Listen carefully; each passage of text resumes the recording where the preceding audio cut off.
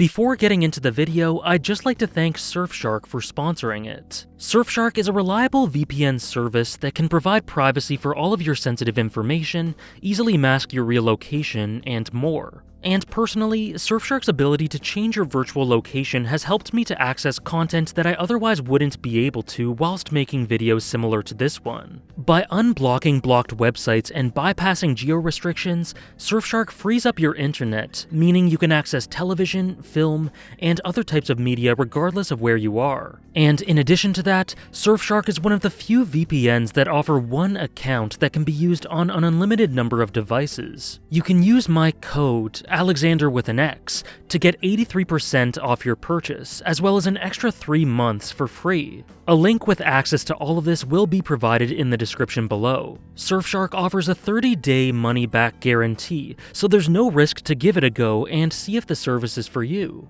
Thanks very much again to Surfshark, and on with the video.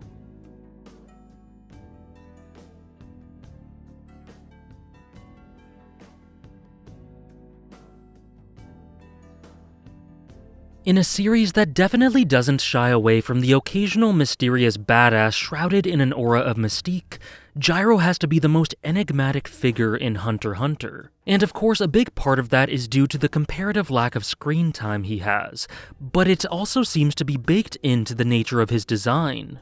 There is very little time spent on him, but the bits we do get are pretty substantial, painting a picture and keying us into what he represents and where the story may take him, assuming it ever continues. But even as things stand, we can glean quite a bit from what we've gotten that informs us of some themes associated with parts of the Chimera Ant arc, the Election arc, the York New City arc, and the current arc in the manga, which I won't be spoiling here. And the elements surrounding this man seem to be focused on a vitriolic, complete hate for humanity, one that is very unlikely to waver as the Chimera Ant's opposition did. There is no better way to sum up GYRO's childhood than to describe it as a form of hell on Earth.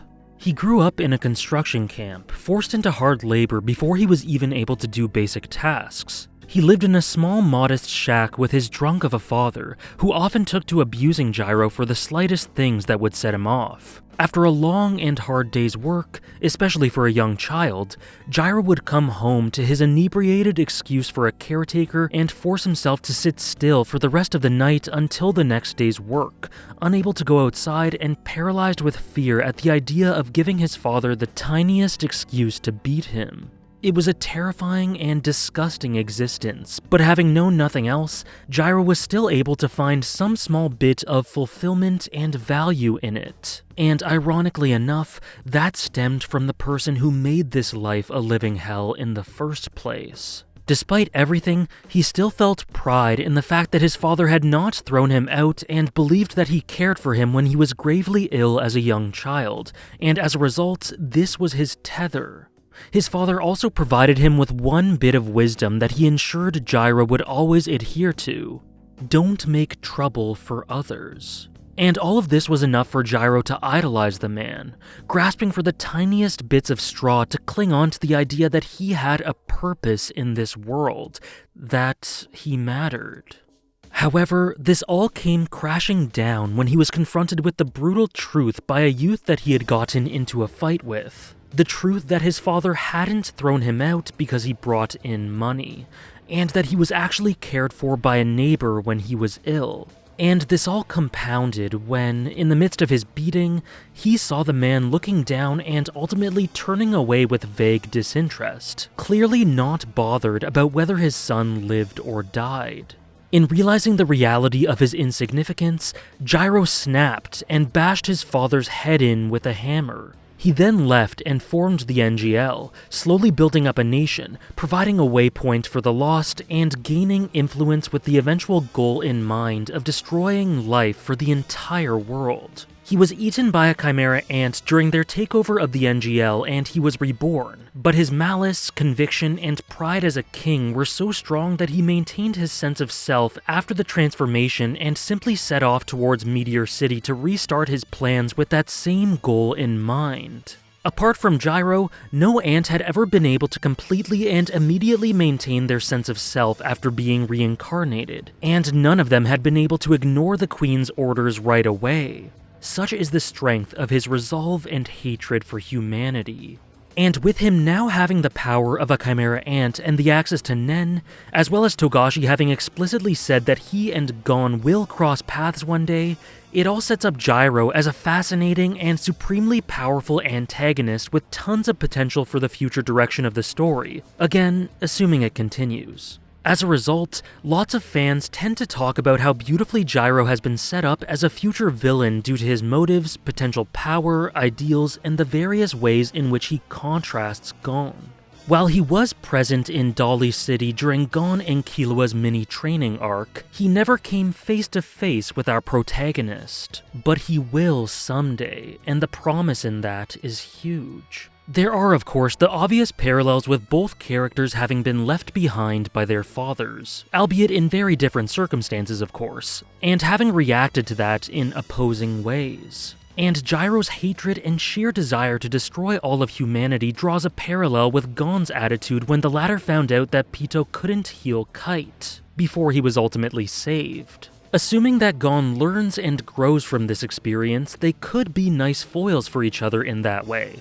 With Gon, down the line, having potentially grown and matured after delving into and resurfacing from the abyss, and GYRO having been submerged the entire time and wielding that hate. It provides a hell of a contrast, and it could lead to some wonderful storytelling if explored in that way. But as on board as I am with all of that, I also think there's a lot to this man and what he represents from where we stand in the story right now, and a big part of that is rooted in the fact that the key thing that turned him to hating humanity was not the abuse he received, the terrible living conditions, or the fear he felt at the hands of his father. The straw that broke the camel's back was abandonment, after realizing that his father simply couldn't care less about him.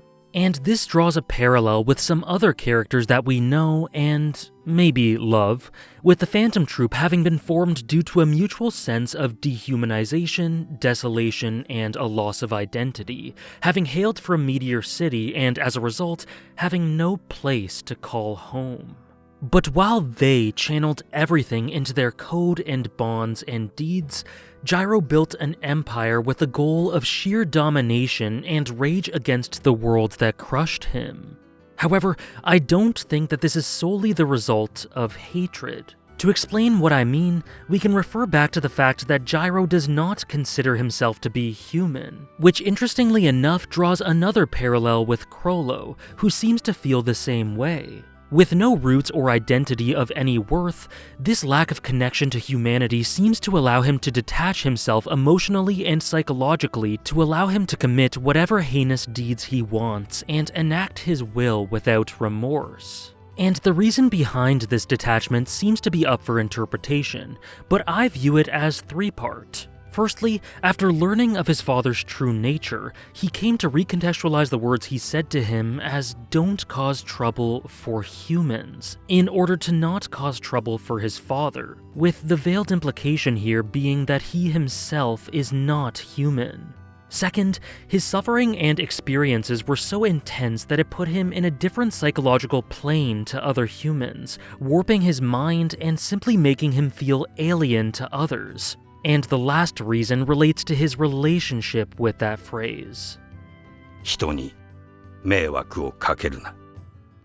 無口な父親が唯一彼に事あるごとに説いた教えだった。ジャイロは幼さゆえの失敗を重ねながらも、この教えを大切に守ろうとした。This was the primary tenet of his life, but it's important to understand why. Since his father never provided him with anything, this was the one true gift he received from him that he could interpret as valuable. He cherished these words because they were the only acknowledgement his father made of him up until that point that wasn't tainted with hate, and so he became a young boy with this idea at his core. He embodied the phrase, "don't make trouble for anyone," to the best of his abilities because it was representative of the only connection he had with his father, and as such, it was what made him feel, just a little bit, like a human being capable of forging bonds, no matter how toxic and harrowing those bonds were. But soon he realizes the reality of his situation, that his father never cared for him at all, that they never had a bond, and that those words were not caring life advice, but rather the result of his father just wanting GYRO to not cause trouble for others so that he wouldn't be inconvenienced himself. And this reversed everything about his life. He was taught here that everything he had felt and thought was real was a lie, and so he responded accordingly. GYRO not only cast off everything he personified, but because of how betrayed he felt, he diametrically opposed what he once was. From craving connection to not desiring it at all, from fearful and scared to becoming the one to be feared, from wanting to build something with his dad to wanting to destroy everything, from idolizing that father to spitting on his corpse. From believing it was essential for him to not cause trouble for others and viewing it as a faint window into a potential future of prosperous humanity, to believing himself to not be a human at all and deciding to instead cause as much trouble as he could for others as a result. His resentment and rage towards humanity isn't just the result of him lashing out after his terrible childhood. It's something of a logical progression for him after learning that his former way of life was the epitome of a falsehood. So he did a complete 180 in response. And yet, through letting go of his humanity, along with being highly intelligent, pragmatic, and able to build all of what he gained from nothing, GYRO became someone with a magnetic charisma clearly capable of connecting with people, ironically through his initial decision to forego connection. Welfin even states that they became quick friends and would often jokingly compare whose life was worse, and all in all, GYRO is portrayed as something of a savior for a select few, gathering these people together and helping them find a purpose, again in a way similar to the spider. He had comrades who he confided in and shared good memories with, whom he clearly cared for and wished well, and while this doesn't at all overpower the crux of his character being based in deep darkness, I think it's still very significant. おめえも死ぬまで死ぬなよ。なんだそりゃ。ジャイロの挨拶だ。俺の一番好きな言葉さ。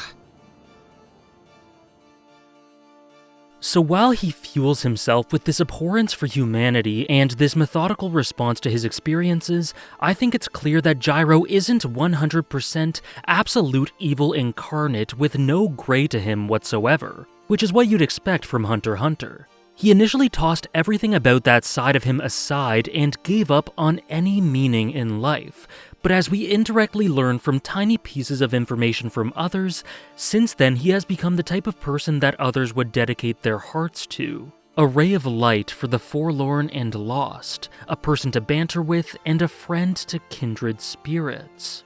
And while I doubt that that will lead to any complete change of heart similar to Meruem down the line, that tiny crack giving way to the tortured yet idealistic young boy he once was may be the catalyst to some beautifully nuanced character writing. So what does all of this really mean thematically? Well, GYRO's story is currently just past the introductory phase, so we can't really say much about him with complete confidence. But what I get from all of this is an integration of many ideas from many arcs. Through his story, we see the corrupt nature of the world as is portrayed through York New, Chimera Ant, and Election, a great examination of how our environment can be key in dictating where we end up, an idea that is explored constantly throughout the story, and we also see these little hints to a tiny amount of light hidden underneath all of the loathing, akin to Chimera Ant. As strange as it is to admit, a small part of me feels happy for the young boy inside GYRO that was able to finally find others to bond with. But that is dwarfed by his intent, by what he has done, and what he plans to do once more. paradoxically, in his quest to destroy all, he has become someone similar to those at the top that led to the terrible life he had as a child. We don't know the specifics of the effects of his D2 plan, but if he is to continue, he will no doubt lead to many innocent lives being taken or damaged beyond repair, to perpetuating a cycle for others similar to his early childhood. And I wonder if that makes him hesitate, even just a little bit. あいつとはよく不幸自慢したな。泣いた日を笑って話し合えるのはあいつだけだった。あいつも俺も空っぽで、だから何も隠さずに済んだ。何してんだろう、あいつ。もう一度会いてえな。I think the story very much establishes that GYRO will not stop at anything in this rampage towards annihilation, but at the same time I think there's enough to hint that he is very much still a part of the human race that he despises, with all of the positives and negatives that come with that. And maybe that could have some sort of impact on him going forward, especially if he has a matured Gon to help exemplify this duality. Though at this point, everything is up in the air. Much of this is very interpretive and not extremely solid, extrapolating quite a bit from small pieces of information, so of course I wouldn't suggest taking my word for this at all. But what is absolutely certain is that GYRO is a fascinating figure well worthy of the discussion he spawns, lending hope and a hand of guidance through carnage for his followers and carrying out his motives with an unflinching determination. GYRO is the spearhead of an uprising meant to counter this broken world in the only way he feels is appropriate. And regardless of whether we see his story reach its conclusion, I think there is quite a bit to take from his journey so far. Many thanks for watching.